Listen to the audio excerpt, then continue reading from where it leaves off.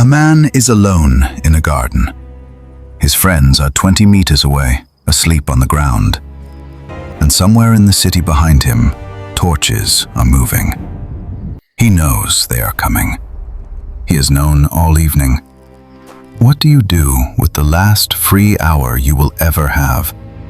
Not the last hour you know about, the last one. The one where you still could leave, and you stay. Tonight we are walking Gethsemane, the oil press garden on the western slope of the Mount of Olives, the night of the arrest. Every step, every sound, exactly as it was. The date is the 14th of Nisan, approximately 33 AD. Jerusalem behind them is still awake. 250,000 pilgrims, fires on every rooftop. The noise of the city carries up the Kidron Valley on the night air. And 800 meters east of the city wall, 11 men followed their teacher into a garden. They have been here before. That detail matters. Gethsemane. The name means oil press, nothing more. A working agricultural site on the lower western slope of the Mount of Olives. Ancient olive trees, limestone terracing, a press cut into the rock. Not a sanctuary, not a shrine. A garden that smelled of oil and earth and cold night air. They have been here before. That detail matters. Judas knew exactly where to find them. Jesus leaves 8 of the disciples near the entrance. He takes 3 further in, Peter, James, and John. The gospel accounts agree on what he says to them. "My soul is overwhelmed with sorrow to the point of death." He asks them to stay awake. And keep watch. Then he moves further still alone and begins to pray. Comes back again, asleep again. A third time. The most powerful teacher they had ever known, kneeling in the dark. And the men who loved him most could not stay awake. This is the garden before anything happens. This is the silence. Hold this image. Both worlds occupy the same half mile. 11 men sleeping under ancient olive trees. 1 man alone on the limestone, still praying. The city glowing behind the valley wall. Now look west. Something is moving through the lower city. Not pilgrims. Not a night watch rotation. Torches, many of them moving with purpose through the narrow streets toward the Kidron Gate. A crowd. Armed. We will get to who is leading them, but first understand what they are walking toward. A garden so quiet you can hear the olive leaves. A man who already knows they are coming. Earlier that evening, during the Passover meal, a man left the table. John's Gospel records the moment with devastating economy. And it was night. 3 words. The theological weight of them has occupied scholars for 2,000 years. His name is Judas Iscariot, treasurer of the group, the one they trusted with everything. One of the 12, not an outsider, one of them. What we know from the sources, he had already made contact with the chief priests. Matthew records a payment of 30 pieces of silver, the price of a slave under Mosaic law.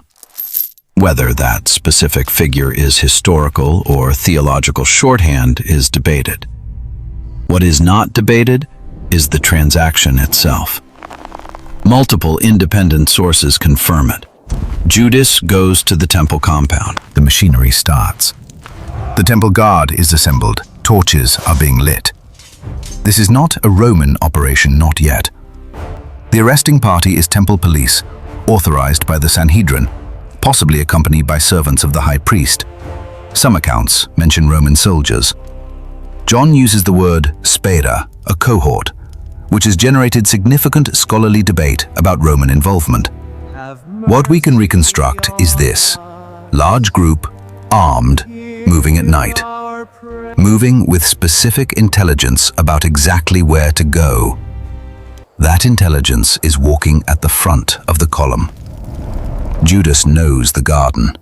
He has walked this path before. He has been there before, and he has told them the signal. The one I kiss, that is the man. Arrest him. They come through the Kidron Valley, torches reflecting off the water in the seasonal stream below.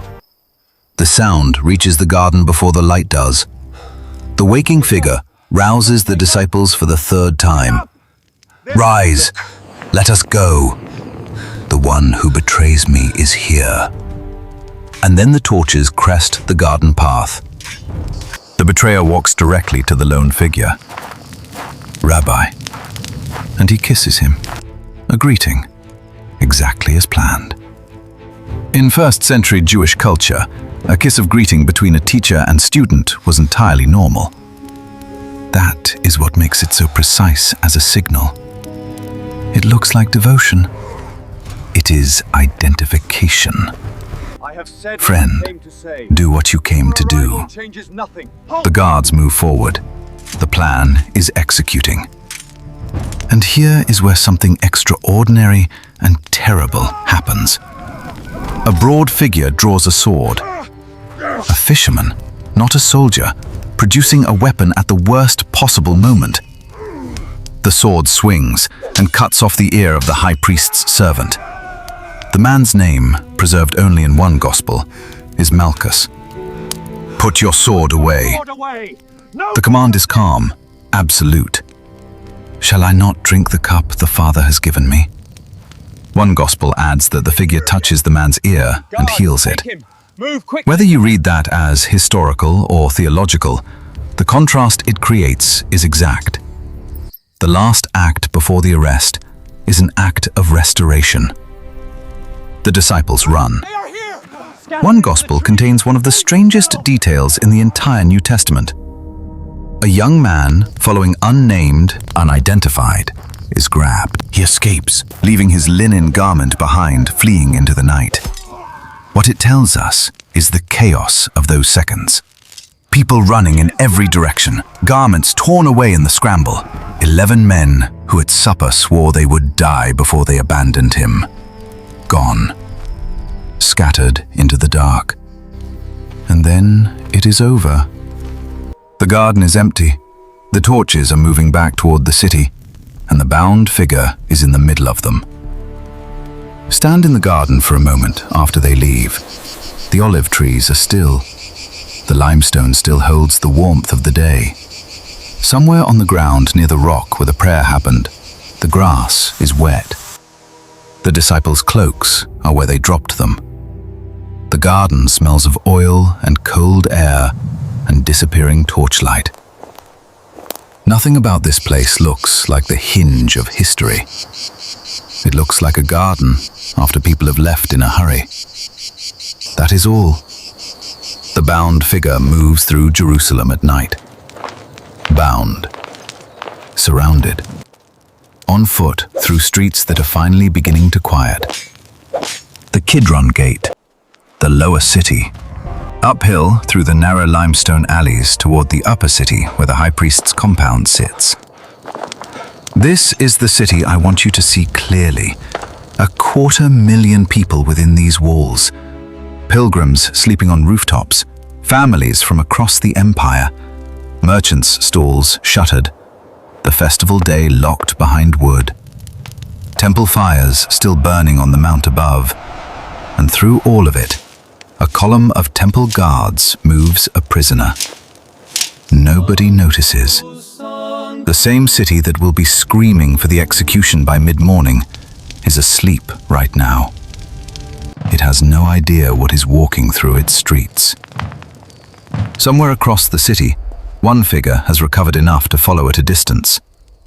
That figure gets as far as the courtyard of the high priest's house, standing at a fire, warming both hands, while inside the man sworn to die for is being questioned. A servant girl looks at the figure standing at the fire. "You were with him." That's him. 4 words across a courtyard fire. "I don't know what you're talking about." 3 times. I do not. The rooster crows. That figure goes outside and weeps. The city is beginning to wake up. In a few hours, it will know a name. Right now, it knows nothing. I keep returning to the garden after the arrest, the empty space where something irreversible just happened. There is a pattern in these reconstructions that I cannot stop noticing. The moments that change the direction of history do not look significant while they are happening. They happen in margins, in the dark, in gardens outside city walls. Carried by people the city's systems are not designed to watch. The Sanhedrin was watching for a public disruption, a rallying crowd, an open challenge to authority. What they got instead was a quiet arrest in a private garden at midnight. The disciples were watching for a military leader who would stop the column with power. What they got was a figure who healed the arresting man's ear and told the sword to be put away. Nobody got the story they were expecting. 250,000 people within half a mile of that garden slept through all of it.